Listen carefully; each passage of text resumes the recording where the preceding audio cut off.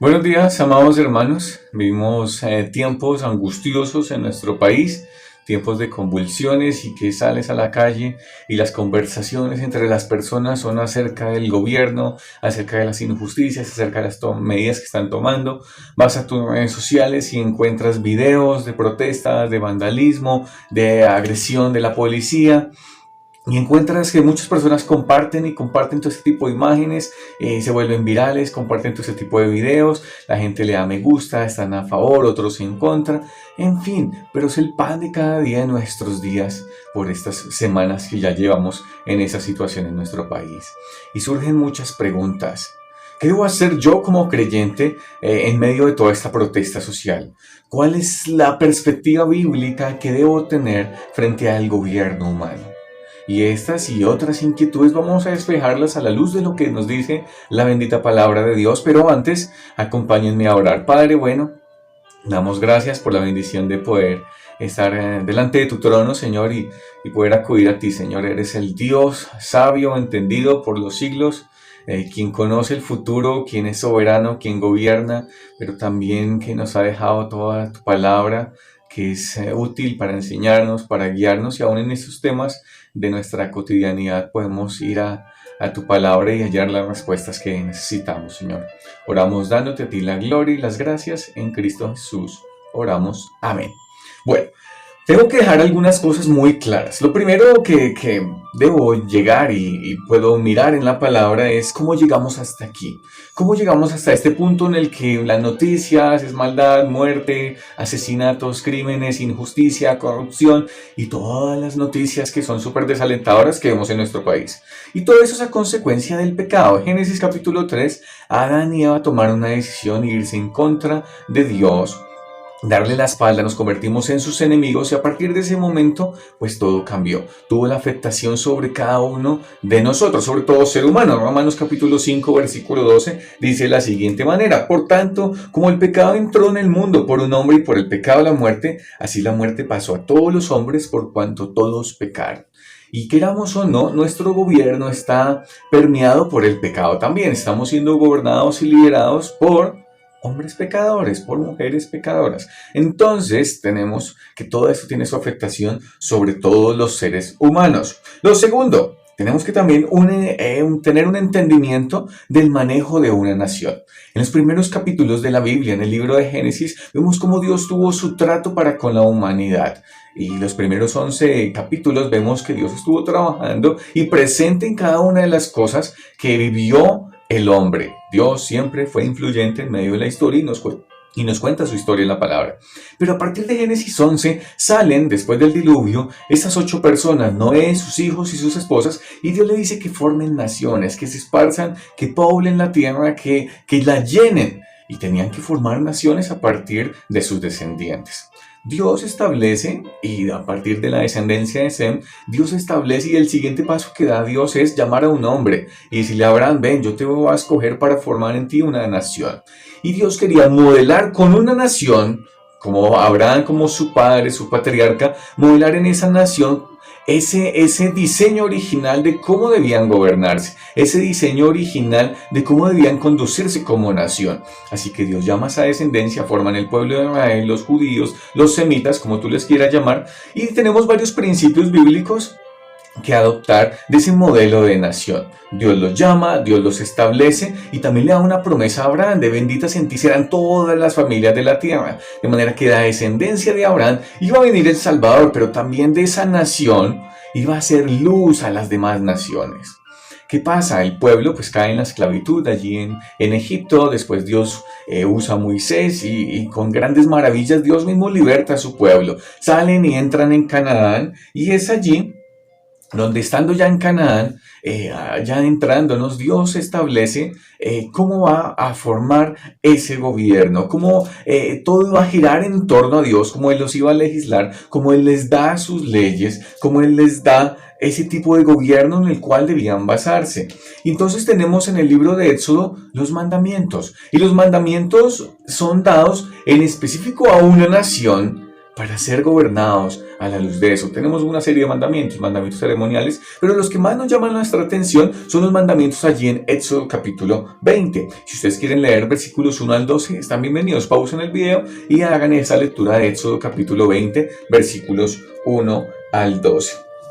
Entonces Dios da unos mandamientos y esos mandamientos pues algunos la hacen la distinción y los separan en dos tipos de mandamientos. Uno en vinculación con Dios, en una relación vertical, y los segundos, la segunda tabla, en una relación horizontal, o sea, eso quiere decir deberes y unos con otros. Entonces, en esos primeros mandamientos, allí en Éxodo 20, tenemos que no tendrás dioses ajenos delante de mí. No te harás ninguna imagen de lo que está arriba en el cielo ni abajo en la tierra. No tomarás el nombre de Jehová tu Dios en vano. Tercer mandamiento. Y cuarto, pues santificar el día de reposo. Pero Dios también explica la razón de cada uno de estos mandamientos. Ustedes pueden el argumento divino, podemos ver el argumento divino que tenemos ahí en la misma palabra para decir por qué estos mandamientos. Entonces, cuando llegamos a la segunda tabla, allá las relaciones horizontales, ¿qué es lo que notamos? El primer mandamiento con que comienza Dios es honrar a tu padre y a tu madre.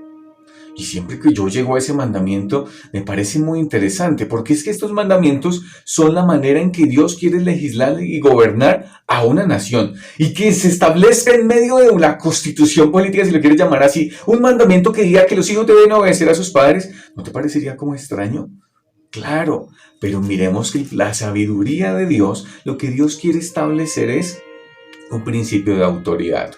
Cuando los hijos aprenden y entienden que tienen la autoridad de sus padres sobre ellos, van a someterse a las autoridades, van a entender que hay una autoridad puesta por Dios. Es el primer mandamiento de las relaciones interpersonales, de las relaciones horizontales, y es vital en el funcionamiento de una nación. Tristemente, debo decirlo que nuestra sociedad, hablando de nuestra sociedad aquí en Colombia y tal vez en muchos otros países, sea así, hijos que no aprendieron porque no los tuvieron a sus padres o porque sus padres no entendieron esa autoridad delegada y no transmitieron eso a sus hijos. Y muchos de nuestros hijos, de nosotros, crecimos en hogares disfuncionales, en donde el padre no está, en donde la madre tuvo que trabajar, y tristemente muchos de nosotros pues crecimos sin nuestros padres en casa. ¿Eso qué crea? Que hay una distorsión del diseño divino y muchos hijos no aprenden a obedecer a sus padres. Y si no aprenden a obedecer a sus padres, son personas que no van a entender ninguna autoridad. Son personas que no van a entender la autoridad de un profesor, de un policía, de un gobernante. Absolutamente no van a reconocer ninguna autoridad, ni aun su jefe en el trabajo. Y esos son los tiempos en que estaremos viviendo, muy seguramente, debido a toda la condición social que se vive en cada uno de los hogares en nuestro país. Y tenemos los siguientes mandamientos: pues no matarás, no cometerás adulterio, no hurtarás, no hablarás contra tu prójimo falso testimonio, y pues no codiciarás. Y si nos damos cuenta, hay un mandamiento ahí que también quiero destacar, y es el no hurtarás.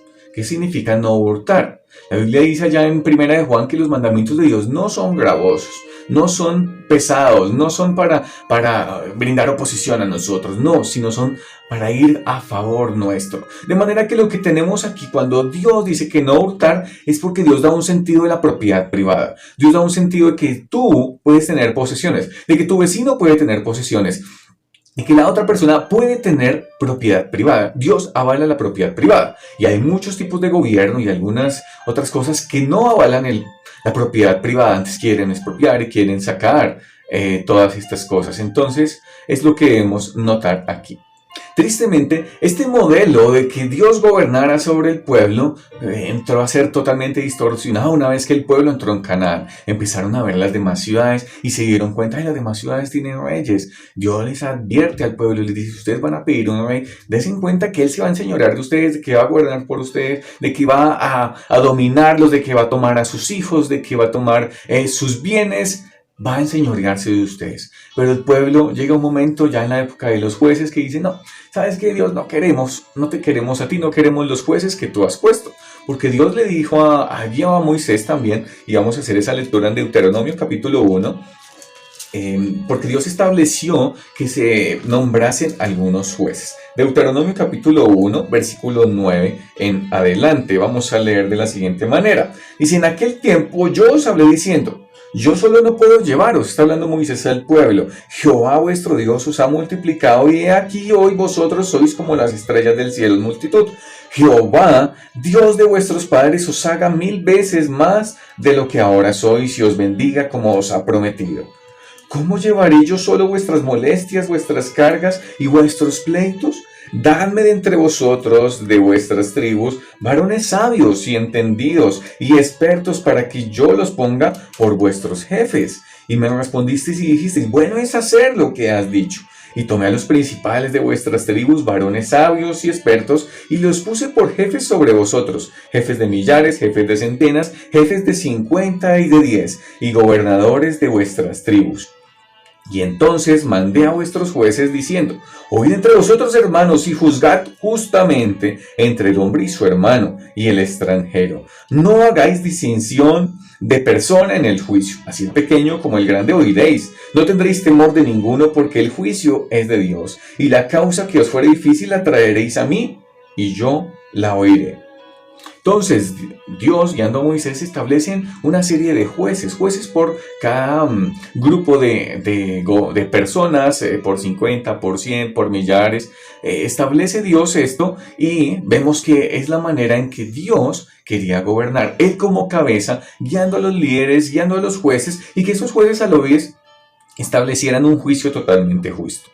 Un juicio totalmente justo. Ese es el modelo bíblico que tenemos de gobernar una nación, regido como la autoridad moral también Dios, estableciendo sus mandamientos, y es la manera en que Dios lo estableció. Pero, como ya les venía contando, entran en la época de los jueces y lamentablemente desprecian a Dios, desechan a Dios y piden un rey. Escogen a Saúl, quien a su vez gobierna durante 40 años y es desechado a consecuencia de su desobediencia. Dios establece otra monarquía, otro reino en David y todos sus descendientes a partir de ahí a lo largo de muchos años. Dentro de esos descendientes pues tenemos buenos gobernantes que escucharon la voz de Dios, que temían a Dios, y otros malos que decidieron hacer lo malo a los ojos de Dios, no atender la voz de Dios, no escuchar la palabra de Dios, no escuchar a sus profetas, y pues gobernaron totalmente mal. En nosotros como Colombia, básicamente que nuestros principios eran de autoridad bíblica. Algunas cosas, algunos artículos y algunas cosas que están contenidas en la Constitución política son en base a la palabra. Pero cada día vemos una total distorsión, un alejamiento de los principios bíblicos para gobernarnos como nación, y estamos totalmente desviados y alejándonos cada día más del modelo bíblico que Dios estableció, de ese modelo de nación. Entonces, con la llegada de Jesús, pues Él vino a reconciliar todas las cosas, y Él vino a pagar una deuda que nosotros teníamos, una deuda, y a solucionar una cosa, nuestro pecado y la muerte, que iban condicionados a consecuencia de esa decisión de Adán y Eva allí en Génesis capítulo 3. Entonces lo solucionó muriendo en la cruz. Pero con su vida pues también nos modeló también cómo conducirnos. Nos dejó mandatos, nos dejó instrucciones también para cómo conducirnos. Con su ejemplo, Él modeló un guardar la ley. Él modeló cómo debíamos conducirnos como creyentes. Por un lado vemos a Jesús siendo un buen ciudadano del reino de los cielos, atendiendo la voz de Dios, atendiendo la voz de su Padre, pero también siendo un buen ciudadano ahí de donde Dios le colocó. Entonces vemos a un Jesús pagando impuestos, vemos a un Jesús predicando el evangelio, un Jesús que lo criticaron, lo juzgaron, pero Él se dedicó a escuchar también y atender la voz de su Padre y a cumplir a cabalidad lo que Dios le había encomendado y a lo que Él venía a hacer. En el modelo de oración que Jesús nos enseñó, pues también vemos ese anhelo. Que venga tu reino, venga a nosotros tu reino, hágase tu voluntad en el cielo como en la tierra. Hay un anhelo por que venga la justicia perfecta. Yo no sé si tú lo anhelas, ves el mundo convulsionado, las injusticias que están por lado y lado, y yo anhelo que venga Jesús a instaurar su reino, que es verdaderamente de justicia. Porque la Biblia dice que Él vendrá y gobernará sobre este mundo. Anhelo ese día, anhelo ese momento de justicia. También parecería un chiste decir que viendo tantas injusticias no haya un pago. Al final de los tiempos no haya un pago, no haya una justa retribución para los hechos y las maldades de cada ser humano. Pero la Biblia también nos hace notar, y allí en Apocalipsis capítulo 20, versículo 11 en adelante, vemos el juicio del gran trono blanco, donde serán juzgados cada una de las personas que decidió no confiar en Cristo y serán juzgados según sus obras. Entonces Dios traerá la justa retribución. La otra cosa que quiero mencionar, muchas de las cosas que nosotros observamos, sentimos un temor y una cosa que quisiéramos nosotros vengar, nosotros tener la justicia en nuestras propias manos. Pero la Biblia también nos anima y nos dice en Romanos capítulo 12, versículo 19, no os venguéis vosotros mismos, amados míos, sino dejar lugar a la ira de Dios, porque escrito está, mía es la venganza, yo pagaré, dice el Señor.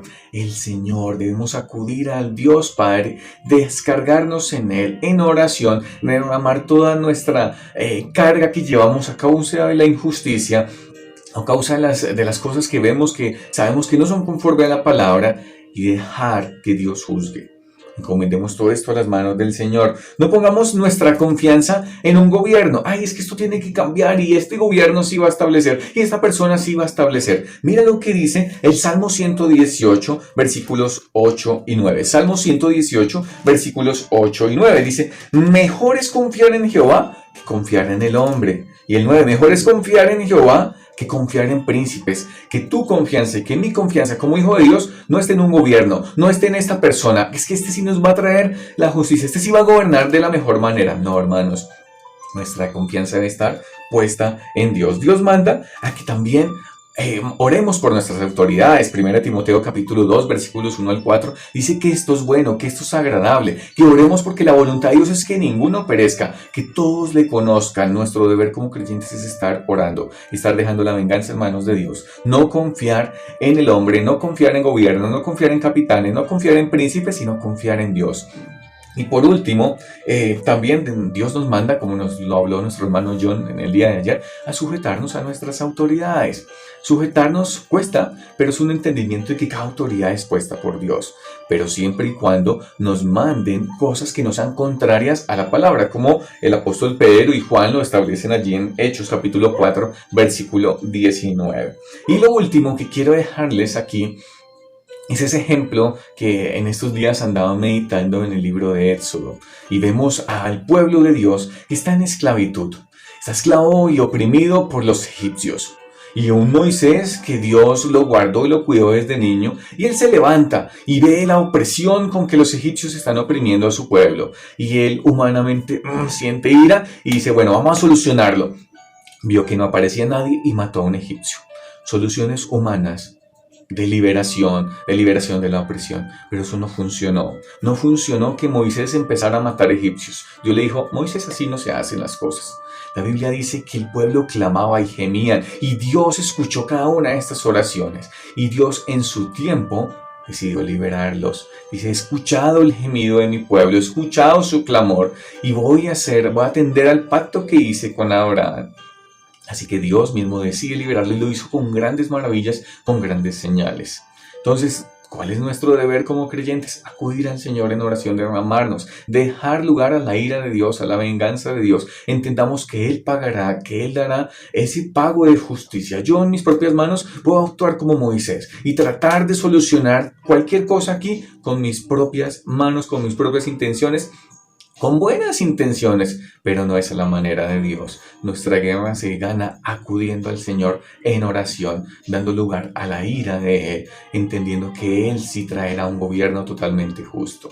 Amados, espero que esto haya sido de bendición, como lo ha sido para mí, y bueno, que podamos seguir meditando en la palabra, seguir aprendiendo de Él, seguirle conociendo, y aún en nuestros tiempos de oración, recordemos a nuestras autoridades que están puestas sobre nosotros, que el Señor las guíe, pero que también haya personas que le compartan el Evangelio, y son grandes oportunidades que el Señor nos está dando en estos momentos para compartir su palabra, que podamos usar estas circunstancias para hacer luz, para hacer sal, para no ir como va el mundo, sino para ser totalmente contrarios y opuestos al mundo, y más pensar en lo que Dios nos dice en su palabra que lo que de pronto pueda pensar nuestra sociedad.